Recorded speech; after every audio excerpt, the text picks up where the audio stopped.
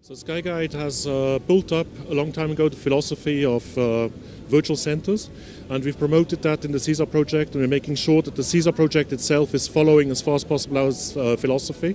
What we're currently contributing is on various platforms demonstrating the capability of having an ADSP, Aeronautical Data Service Provider, provide signals to an ATSU, Air Traffic Service Unit. We are playing the role of the ATSU, and Skysoft is providing the platform on which we can run all the developments.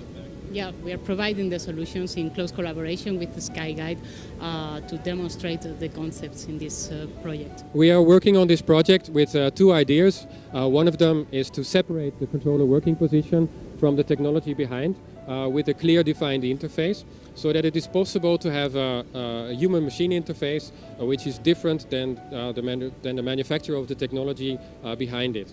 What would that bring?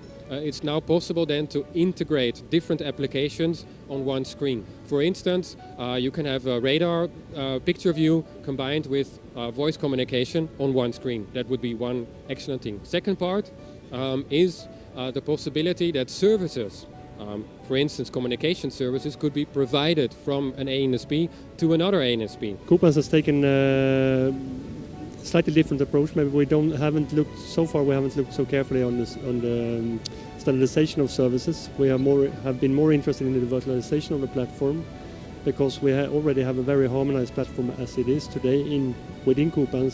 So we see benefits, especially in the training environment, software test environment, in our existing platform, if we could have the platform virtualized. And then in the second step, we will like to go to the standardized service platform.